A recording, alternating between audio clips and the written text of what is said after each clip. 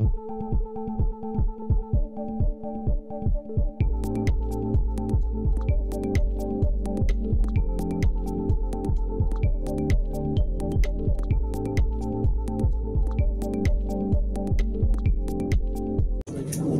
hari yang berbahagia ini, di sini izinkan kami dari klien kami atas nama Bapak Fernando Lesmana ingin menyampaikan kepada publik tentang kondisi yang dialami oleh klien kami. Yang pertama, bahwa klien kami itu namanya Fernando Lesmana, tahun 2008 melangsungkan pernikahan dengan saudari Helda. Dari perkawinan tersebut telah lahir 3 orang anak, 2 laki-laki dan 1 perempuan. Laki-lakinya bernama Kelby, bernama Dieter, dan perempuannya bernama Keola. Nanti ada di sini. Kemudian bahwa pada tahun April 2021, saudari Helda mengajukan gugatan cerai kepada klien kami Fernando di Pengadilan Negeri Jakarta Barat. Ketika persidangan masih berlangsung, belum ada putusan yang berkekuatan hukum tetap, Helda melangsungkan pernikahan dengan saudara Frederick Suryacu alias Herik di Denpasar, Bali, tepatnya di Hotel Kempinski, Nusa Dua, Badung. Itu pada tanggal Minggu 28 Maret 2021. Karena dalam status hukum masih belum ada putusan yang berkekuatan hukum tetap, maka secara hukum perkawinan antara Helda dengan Erik dikategorikan kawin tanpa izin. Oleh sebab itu, saya mendampingi Bapak Fernando Lesmana membuat laporan pengaduan pada Polresta Denpasar tanggal 28 Maret 2021, tepatnya hari Minggu siang. Dan laporan pengaduan kita diterima oleh Polresta Denpasar dengan nomor pengaduan nomor 252. Dan terima kasih kita sampaikan kepada Polresta bahwa laporan pengaduan kita itu ditindaklanjuti oleh Polresta dan memakai hukum acara pidana dengan tahapan-tahapan hukum acara pidananya, bahwa saudara Erik dan Helda dipanggil secara layak dan patut oleh Polresta Denpasar tidak mau hadir, sehingga dikenakan tersangka, status tersangka. Dalam pemeriksaan sebagai tersangka, dia dipanggil terus oleh Polresta Denpasar namun tidak datang dan dikhawatirkan waktu itu sudah melarikan diri. Maka oleh Polresta Denpasar pada tanggal 10 Maret 2022 telah dikenakan DPO, status DPO untuk Helda dan Erik. Kemudian bahwa Polresta Denpasar selalu mencari dan kami menerima surat dari Polresta Denpasar berdasarkan SP2HP tanggal 19 April 2023, ternyata sudah dikenakan red notice oleh Polresta Denpasar terhadap kedua orang DPO ini. Jadi inilah gambarnya orang yang DPO itu. Ini ini atas nama Helda, ini atas nama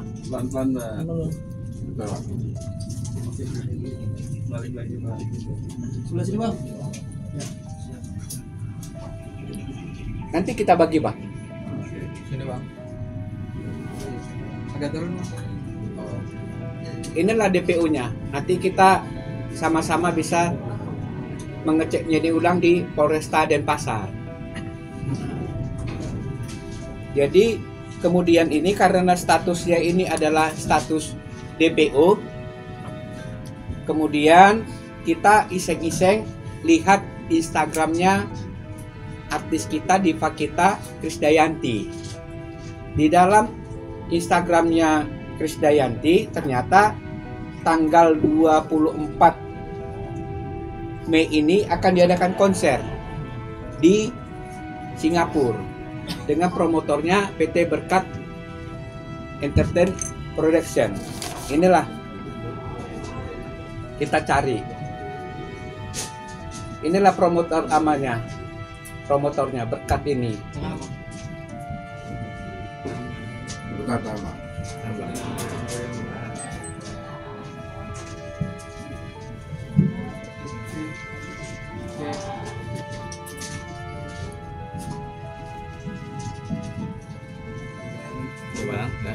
Setelah kami telusuri kalau di sini namanya HAKI, hak kekayaan atas intelektual, di sana di negara Singapura juga ada itu, bahwa ini berkat entertain production ini dimiliki oleh Eric 50% dan dia direkturnya. Eric 50% dan dia direkturnya. Alamatnya pas semua. Dan Helda 25% dan dia komisarisnya. Itulah posisinya. Jadi pada kesempatan ini kami sudah menyurati sama Ibu Krisdayanti. Kebetulan beliau kan anggota DPR RI ya. Nah, karena kami tidak tahu alamatnya di mana terlalu 3 rumahnya, kami sudah melayangkan surat ini ke DPR RI. Surat ini kami masukkan tadi 8 Mei ke persuratan di Sekretariat Jenderal. Di Sekretariat Jenderal di persuratan. Dan mereka berjanji akan menyerahkan langsung kepada Ibu Krisdayantinya, KD-nya. Di samping itu, bahwa sesuai dengan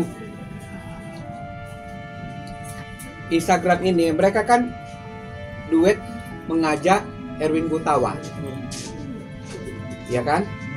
Jadi barusan kita sudah sampaikan surat ini kepada Erwin Gutawa, dan beliau juga terkejut tentang cerita kasus ini. Tapi beliau bilang melalui Pak Aiwa, supaya nanti akan ditindaklanjuti mereka. Ini mereka akan menindaklanjutinya sama sebelah Erwin Gutawanya. Dan bang.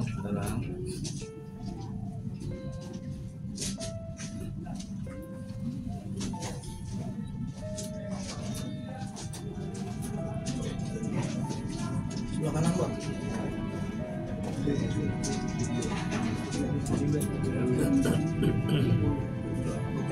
Oke. Jadi begini, bahwa kami sudah menelusuri di TikToknya mereka tanggal hari Jumat tanggal 5 Mei 2023 yang lalu, KD konferensi pers juga di Singapura yang dihadiri oleh KBRI kita di sana. Jadi terhadap ini juga kami sudah mengirimkan surat kami melalui email kepada KBRI supaya dia jangan memfasilitasi orang yang DPO di negara Indonesia. Di dalam SP2HP Polresta Denpasar kepada kami ditegaskan kalau ada saudara melihat keberadaan kedua DPO ini agar menyampaikan kepada Polresta Denpasar. Itu jelas ada bahasa dari Polresta Denpasar. Untuk itu ya marilah kita kawan-kawan himbauan kami, rekan-rekan pers dapat menyampaikan, menyebarluaskan berita ini, dan supaya siapapun yang mengetahui keberadaan Helda dan Eric dapat menyampaikannya kepada Polresta Denpasar. Khususnya kami pada acara yang berbahagia ini memohon kepada Ibu Krisdayanti yang juga artis diva Indonesia dan saat ini memegang amanah sebagai anggota Dewan, anggota DPR RI dari fraksi PDIP Dapil Jawa Timur 5, supaya dia bisa merasakan apa yang kami rasakan, dan besar harapan kami sesuai dengan ajas hukum yang ada di tempat kita, karena negara kita adalah negara hukum berstat, supaya sebelum pelaksanaan konser itu hukumnya harus dijelas dulu, ya.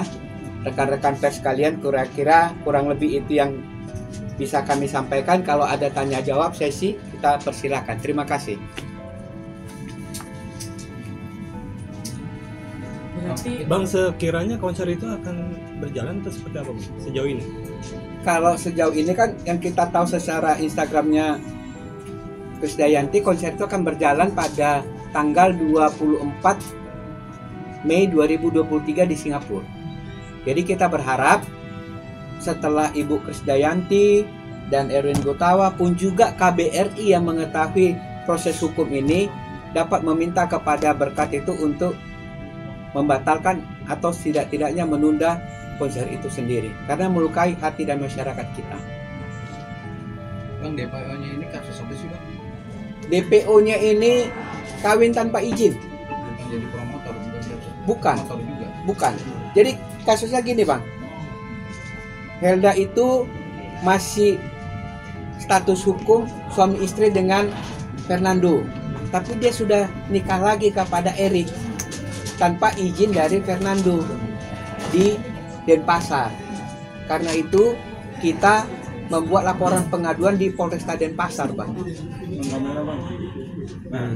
Tapi yang ditakutin masalah promotor tadi ini apa, Bang, dari sisi dia sendiri? Karena Helda dan Erik itu yang menikah di Denpasar itu sudah tersangka dan DPO di Polresta Denpasar dan juga dikenakan red notice oleh Divisi Hubungan Internasional Mabes Polri. Di sini ada semua datanya di SP2HP. Kalau sesuai dengan SP2HP kan kita kan nggak mungkin ngecap ya, Bang ya. Nah, dan tadi ini juga kata-kata DPO-nya sudah kita lihat semua kan. Nah, jadi itu dia persoalannya, Bang. Karena gini loh, Bang. Ya saya rata-rata mungkin kita bisa memahami ya. Mungkin kita sudah menikah. Ini Bapak ini mungkin udah punya cucu kali ya, Pak ya. Bahwa terhitung April 2021 hingga saat ini Fernando Lesmana tidak pernah ketemu dengan anaknya. Ketiga anaknya, yang nomor 1, 2 laki-laki, nomor 3 perempuan. Yang kegoncangan jiwa Fernando ketika kami lihat di CCTV ketika pernikahan antara Frederick dengan Helda, anaknya yang umur 3 tahun yang cewek ini yang jadi pagar ayunya. Itulah yang melukai hati dia seorang bapak kan gitu. Harusnya dia bisa mengayomi anak putrinya, tapi kondisinya jadi dimanfaatkan. Kita nggak tahu apa dasarnya Helda ini anaknya diperankan sebagai pagar ayu pada saat perkawinan itu. Dan kita bisa lihat itu di CCTV. Bang, kalau untuk komunikasi sama Kade itu sudah atau belum sebenarnya? Jadi begini, terima kasih atas pertanyaannya. Bahwa ternyata hari Selasa tanggal 2 Mei 2023 kawan-kawan dari suara.com itu sudah menulis surat ini sebetulnya di berita mereka. Oke? Dan informasi di berita itu bahwa KD akan menjelaskan kondisinya gitu loh. Tapi ternyata sampai sekarang KD itu tidak pernah memberikan keterangan penjelasan atas berita ini. Itu yang kita kecewakan. Tanggal 2 Mei, hari Selasa 2 Mei sudah terbit di suara.com. Tapi kenapa KD itu di hari Jumat tanggal 5 Mei malah konversi pers di Singapura? Apakah ini sengaja mengejek? Kita nggak tahu, walau-walam aja. Tapi harapan kami memang, yang kami harapkan sebetulnya KD itu nggak tahu. Makanya kita kasih tahu ini, KD-nya mau untuk mengholdnya. Isi dari preskon di Singapura itu apa, Bang? Secara garis besar, dia tetap berterima kasih dia kepada berkat ini sudah memfasilitasi dan tetap akan tayang untuk di tanggal 24 Mei itu. Dengan Ini nggak ada DPO pembatalan tersebut. konser ya, Bang? Hah? Nggak ada Jadi sejauh pembatalan. ini nggak ada pembatalan konser ya, Bang? Konser tetap berjalan terus ya? Kalau dari versi mereka tetap konser jalan.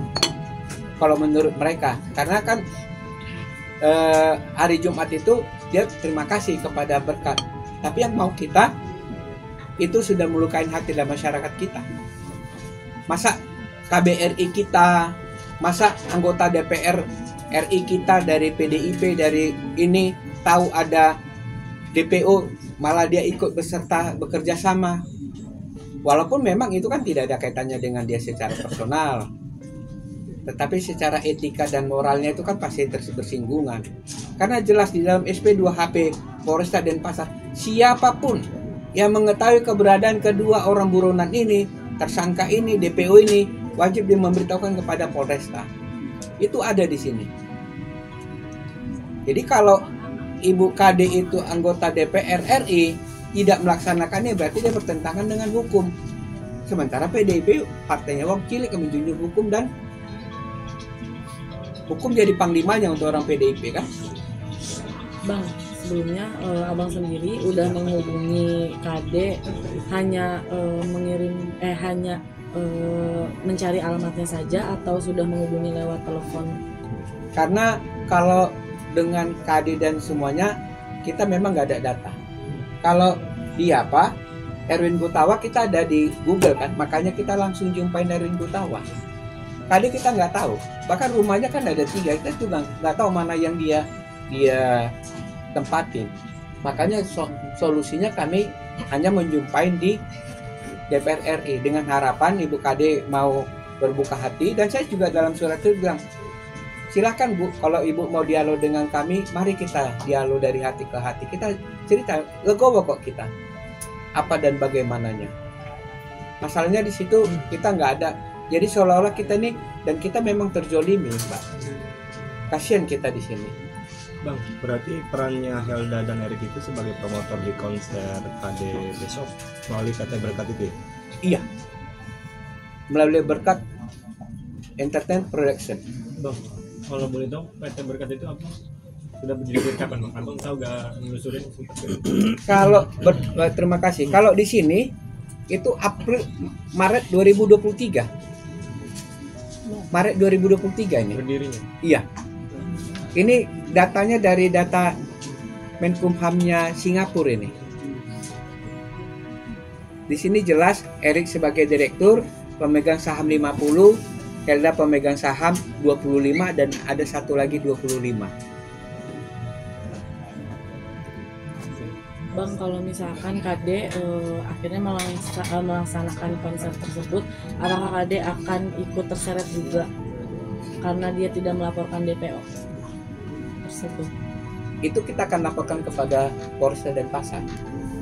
Tapi yang jelasnya kami berharap kepada petinggi-petinggi PDIP, khususnya Ibu Megawati, bisa mendengar jeritan hati kami ini.